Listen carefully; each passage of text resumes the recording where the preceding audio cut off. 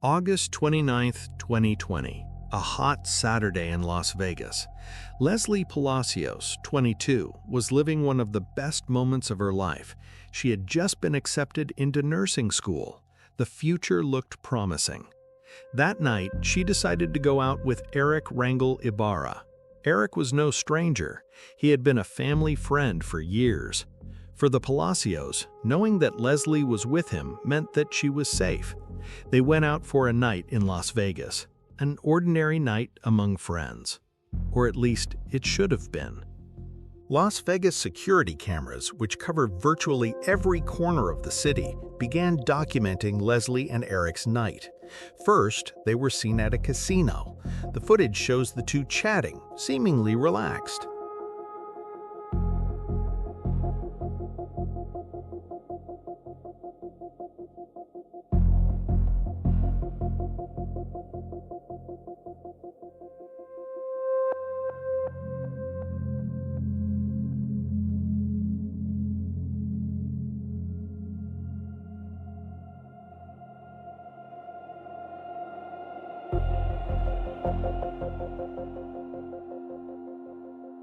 After the casino, they went to a bar. More cameras, more recordings. Lesly appears smiling, drinking, interacting normally. Nothing in the recordings suggested any kind of conflict or tension between them. It was exactly what it seemed, two friends enjoying a Saturday night. But what was supposed to be a quick date began to stretch out. Hours passed. 6 o'clock on Sunday morning arrived, and Lesly still hadn't returned home. Lesly's last contact with the outside world was a message to a friend. "I have something important to tell you." She sent this message that same night, but never revealed what it was. After that, nothing. Lesly's cell phone, which she always kept charged, stopped answering. While her mother began calling hospitals and friends, Lesly and Erick left the bar and headed to his house.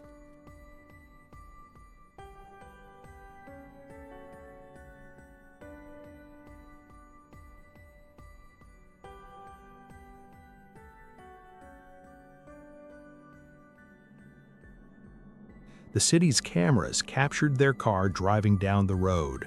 It was almost dawn. In a few hours, everything would change. What happened inside that house in the following hours was recorded in a way that no one expected. While the Palacio family was making desperate calls, the security cameras on Rangel Street had already witnessed the crime. The images are clear and disturbing. 6:02 a.m., Lesly enters the house walking, alive, and seemingly well. She had spent hours with Erick at the casino and the bar, and now she was at his house. But hours later, a completely different scene. Erick and his father, Jose Rangel, appear in the images carrying something heavy, wrapped in sheets. They drag the bundle to a vehicle and put it in the trunk. There is no hurry, there's no desperation, just a coordinated movement, as if they were executing a plan. The cameras that were supposed to protect the house became the main evidence against them. A video from the morning of August 29th shows 25-year-old Erick Rangel-Ibarra helping 22-year-old Lesly Palacio, seen here alive, get out of his truck and into the house. An hour later, in video we've blurred due to its graphic nature, the same camera catches Rangel-Ibarra and another man, who prosecutors believe is his father, 46-year-old Jose Rangel, dragging a lifeless body from the home and into that same truck. But what happened next shocked investigators even more. After Erick left with the car, the cameras show Jose Rangel grabbing a hose. For several minutes, he methodically washes the driveway and the garage entrance. He was removing evidence, washing away Lesly's blood while her family was still searching for her. This action transformed Jose from a witness into an active accomplice. It wasn't a panicked father trying to protect his son. It was a calculated attempt to conceal a homicide. And all of this was captured on high-definition video. Las Vegas Metro Police Detective Mitchell Dorsch would later tell a grand jury that there were numerous pieces of evidence found at the scene of the Rangels' home. On the living room couch, a pair of blue latex gloves were found. Another set and numerous cleaning supplies were also found in the adjacent dining room area. Inside a mop bucket in the kitchen was a stained cleaning cloth, and the mop head showed signs of a dark substance as well. Upstairs, the scene of Erick's bedroom looked like it had been torn apart bit by bit, and items had been moved around. Suspiciously, the fitted sheet had been removed from the mattress and was nowhere to be found. There were a couple of dark stains on the mattress as well that caught the attention of investigators. Inside the room, they also found a preferred customer card, which would prove to be registered to Erick. Nearby, a shirt on a hanger, one of Erick's. It also had blood drops on it. Erick's wallet was found in the room. No money, but all of Erick's IDs were still there. Investigators also checked in the bathroom and found 2 blood spatters on the floor and took samples of them. With Lesly's body dumped in the Nevada desert, father and son made the decision to flee. They abandoned their lives in Las Vegas and crossed the border into Mexico. 10 days of intense searching passed. The police, armed with shocking images from security cameras, followed every clue. On September 8, 2020, they found Lesly near Valley of Fire State Park, a place known for its natural beauty, now marked by tragedy.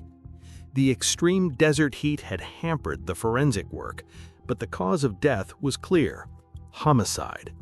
The international manhunt began. Erick Rangel-Ibarra became one of the most wanted fugitives by Nevada police. In 2021, Jose Rangel returned to the United States and turned himself in to the authorities.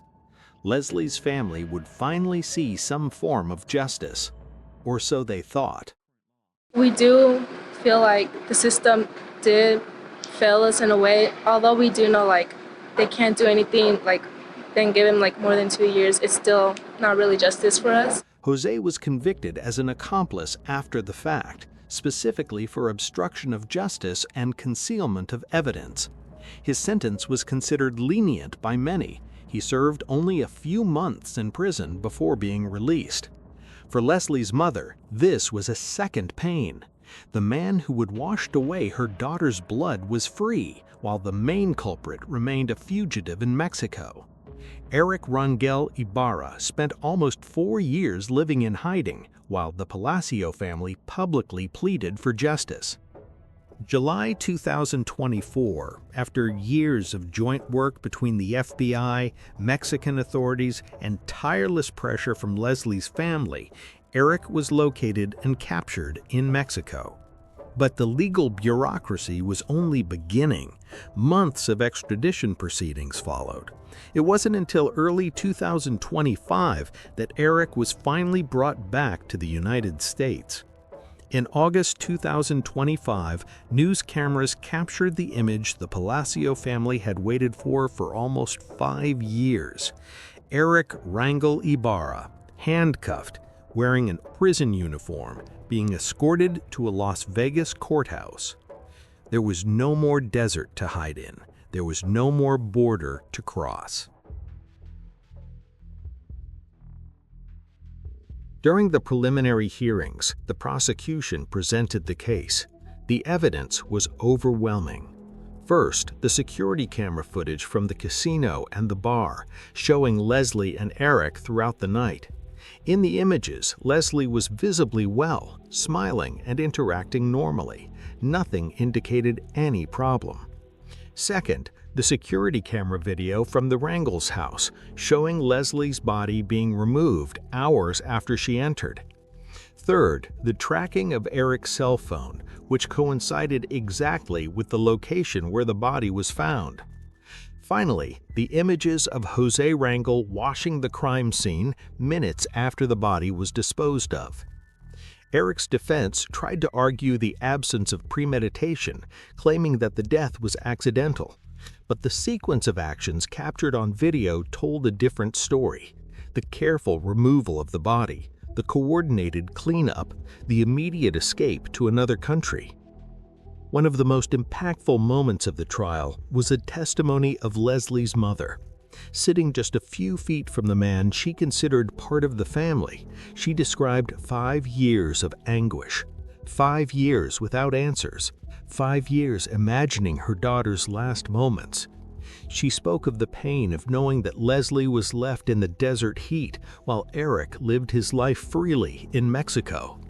She spoke of the sleepless nights, the calls to the FBI, the public pleas for information. Erick Rangel-Ibarra was formally charged with open homicide with the use of lethal force and destruction of evidence. He pleaded not guilty to all charges. The full trial is still ongoing. The defense continues to try to delay hearings and question the admissibility of certain evidence. But for many observers of the case, the security camera footage speaks for itself. For the Las Vegas community, seeing Erick finally behind bars brought some relief, but for the Palacio family, the legal process is merely the official confirmation of a pain they have carried since August 2020. No sentence will bring Lesly back. No verdict will erase the memory of those last moments. But there is a sense that the truth is finally being acknowledged. The case of Lesly Palacio forces us to confront an uncomfortable reality. Sometimes danger comes from where we least expect it. Erick wasn't an internet stranger. He wasn't someone Lesly had just met. He was a family friend, someone they trusted. The investigation changed drastically when detectives gained access to the Rangel family's home security cameras. Without those images, the case might have remained unsolved. Erick might have continued his life in Mexico. Lesly's body might never have been found. But technology failed where trust was broken. Every second recorded became a piece of a puzzle that exposed not only a crime, but the calculated participation of 2 people in its concealment. Today, photos of Lesly smiling at her nursing college acceptance ceremony contrast painfully with images of Erick with his head bowed in court, a life full of promise, cut short by someone who should have been her safety net. The trial continues, the family waits, and the world watches as justice, slow but persistent, runs its course.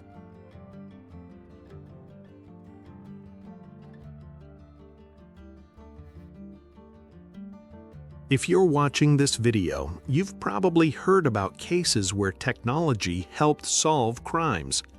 The Lesly Palacio case is an extreme example of how security cameras, cell phone tracking, and the persistence of investigators can make all the difference. But it's also a reminder that behind every headline, there's a family devastated by an unimaginable loss.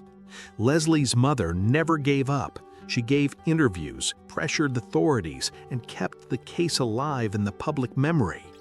If you know someone who disappeared under suspicious circumstances, this case shows that it's never too late to seek answers. Leave a comment. Do you think technology is really changing the way crimes are investigated? And what do you think about reduced sentences for accomplices in homicide cases? If you've made it this far, thank you for watching. Leave a like if this content was important to you, and subscribe to the channel for more true crime cases analyzed with respect and attention to detail. The story of Lesly Palacio deserves to be remembered, not just as a victim, but as a young woman who had dreams, plans, and a family that loved her deeply.